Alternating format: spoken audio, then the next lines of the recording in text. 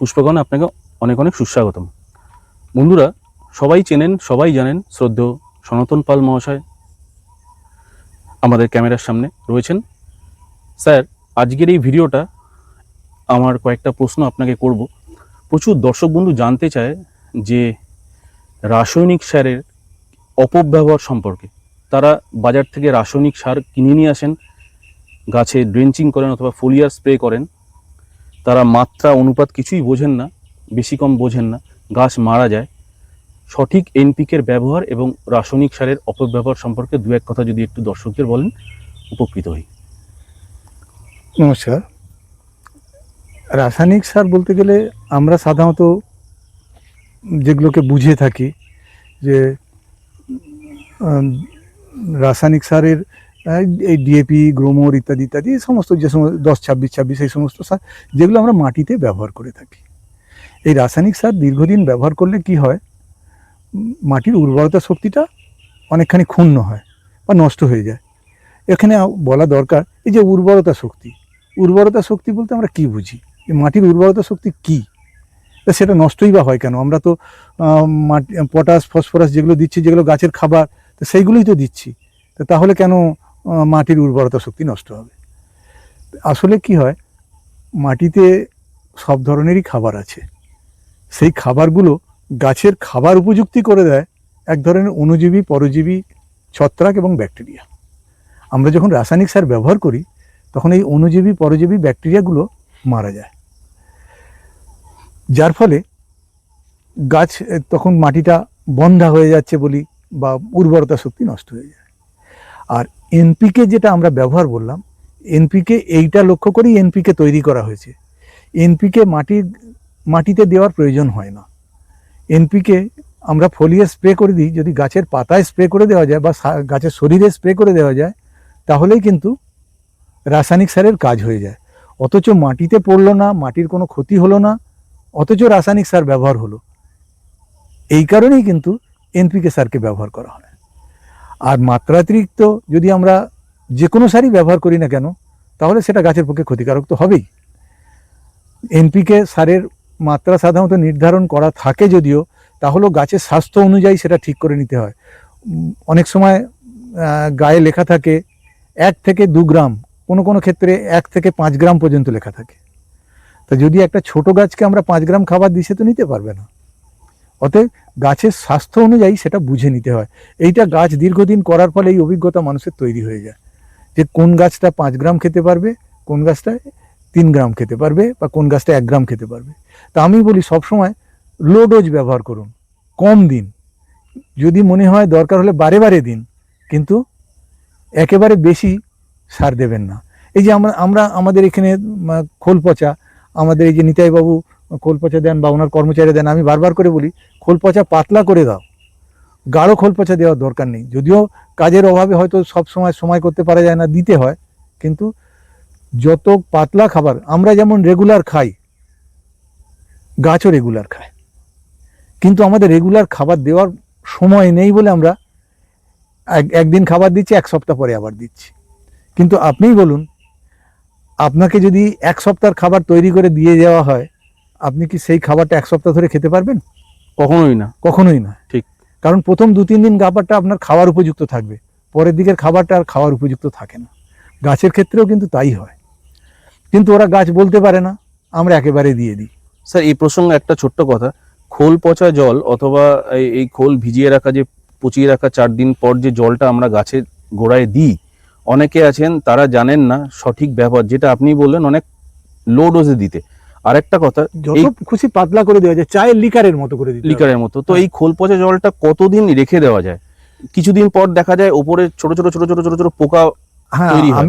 আমি মনে করি ওটা 4 থেকে 6-7 মানে 5-6 দিনের মধ্যে ব্যবহার করে ফেলা। শীতকালে 7 দিন পর্যন্ত রাখা যায়, কিন্তু গ্রীষ্মকালে আমি মনে করি ওগুলা দুর্গন্ধ হওয়ার আগেই যদি ব্যবহার করে ফেলে যায়, তাহলে কিন্তু ভালো হয়।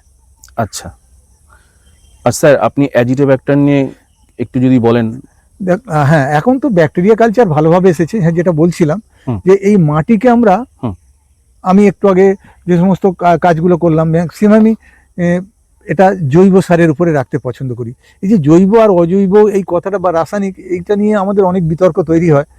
কিন্তু আমি একটা জিনিস মনে করি কি, এখন অনেক ধরনের পদ্ধতি এসেছে, অনেক সিস্টেম এসেছে, সেইগুলোকে যদি আমরা ব্যবহার করি। এখন আমরা যদি কোনো জিনিস পচিয়ে নিতে গেলে তাতে যদি আমরা ওয়েস্ট ডিকম্পোজার ব্যবহার করি, এই যে বাড়িতে যে সবজির খোলা বা খোসা যেগুলো আমরা ফেলে দিই, সেইগুলোকে যদি আমরা একটা পাত্রে জমিয়ে রেখে তাতে যদি আমরা একটু জল দিয়ে পচাই এবং সেই পচানো জলটা যদি আমরা পাতলা করে গাছে ব্যবহার করি, সেটা কিন্তু খুব ভালো একটা উপকারী জিনিস। এবং সেটাকে পচিয়ে নিতে যদি আমরা আরও একটু ভালো করে উন্নত মানের করতে চাই, তার সঙ্গে আমরা যদি ওয়েস্ট ডিকম্পোজার দিয়ে দিই, তাহলে কিন্তু অনেক উন্নত মানের ওটা তৈরি হয়ে যায়। এবং ওই খাবারটা আমার মনে হয় যে কোনো রাসায়নিক খাবারের থেকে অনেক ভালো রাসায়নিক খাবার। তারপর আমি যেটা বলি যে ট্রাইকোডার্মা ভিরিডি বা সিউডোমোনাসের ব্যবহার, এইগুলো ব্যবহার করলে কি হয়, গাছের যে মাটিতে যে গাছটা থাকছে সেই মাটিটা অনেক বেশি উর্বর হয়। অর্থাৎ এই পরজীবী অনুজীবী যে ব্যাকটেরিয়াগুলো যেগুলো গাছকে প্রত্যক্ষ এবং পরোক্ষভাবে সহায়তা করে, তাদের সংখ্যা বৃদ্ধি হয় এবং মাটির উর্বরতা শক্তি বৃদ্ধি পায়। আচ্ছা, অনেক সময় আমরা রাসায়নিক এবং জৈবর কম্বিনেশন করি, সেক্ষেত্রে আমরা কি বলি, এই ধরনের ব্যাকটেরিয়া ঘটিত যে সমস্ত খাবার বা আমরা ব্যবহার করি, সেগুলো ব্যবহার করার অন্তত 10 দিন পরে রাসায়নিক সার ব্যবহার করতে বলা হয়, বা রাসায়নিক সার ব্যবহার করার 10 দিন পরে এই ধরনের ব্যাকটেরিয়া ঘটিত যেমন মাইকোরাইজা বা ওই জাতীয় জিনিসগুলোকে আমরা ব্যবহার করতে বলি। কারণ এতে কি হয়, এই মাইকোরাইজা যেটা আমি ব্যবহার করলাম, সে ঠিক মতো যদি মাটিতে গিয়ে কাজ না করতে পারে, মাটিতে তার যদি বেঁচে থাকার মতো অনুকূল পরিবেশ না থাকে, তাহলে ওটা বেকার হয়ে যাবে, ওটা নষ্ট হয়ে যাবে, ওরা মরে যাবে। তাহলে সেই কারণে বলি যে 10 দিন পরে ওটাকে ব্যবহার করুন, ভালো ফল পাওয়া যাবে। আচ্ছা স্যার, একজন বন্ধু আপনার একটা ভিডিওতে প্রশ্ন করেছিলেন, ডালিয়া ফুল গাছ চাষে যারা পট কালচার করছে ডালিয়াকে, মহুয়া খোলের কার্যকারিতা কিরকম? বাজারে আজকাল মহুয়া খোল খুব বিক্রি হচ্ছে। মহুয়া খোল গাছের পক্ষে যথেষ্ট ভালো, তবে একটু পচিয়ে বেশি দিতে হয়।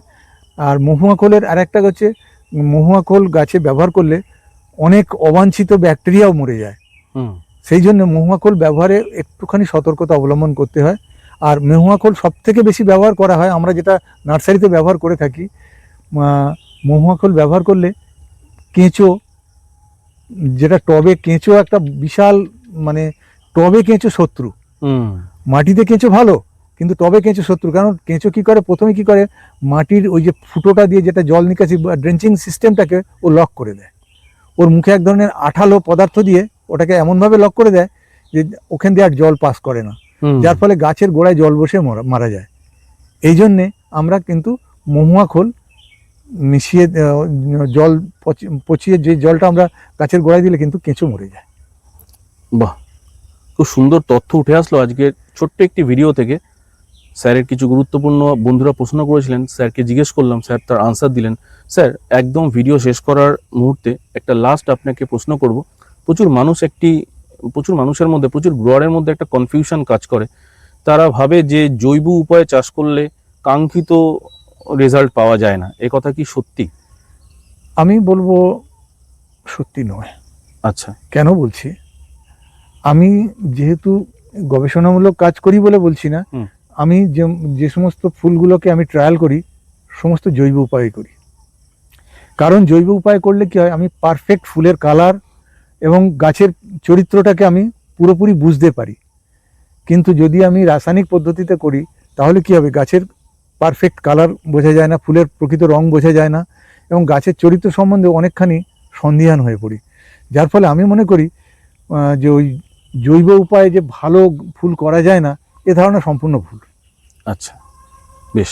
তাহলে বন্ধুরা, আপনাদের আশ্বস্ত করলাম, আপনারা যারা জৈব পদ্ধতিতে চাষবাস করছেন, সনাতন স্যার কিন্তু বললেন সম্পূর্ণ জৈব পদ্ধতিতে কাঙ্ক্ষিত ফল পাওয়া যায়। যাই হোক, আজকে ভিডিওটা দীর্ঘায়িত করব না। প্রত্যেক দিনই প্রায় নতুন নতুন ভিডিও আপনাদের সামনে আমি নিয়ে আসি। সবাইকে অনুরোধ করব, চ্যানেলের সাথে থাকুন, একটি করে কমেন্ট করবেন, ভিডিওটা ছড়িয়ে দেবেন সবার মাঝখানে শেয়ার করে। চ্যানেলে নতুন হলে সাবস্ক্রাইব করে পাশে থাকবেন। স্যার, আজকের মতো ভিডিওটা শেষ করছি, আশীর্বাদ করবেন, নমস্কার।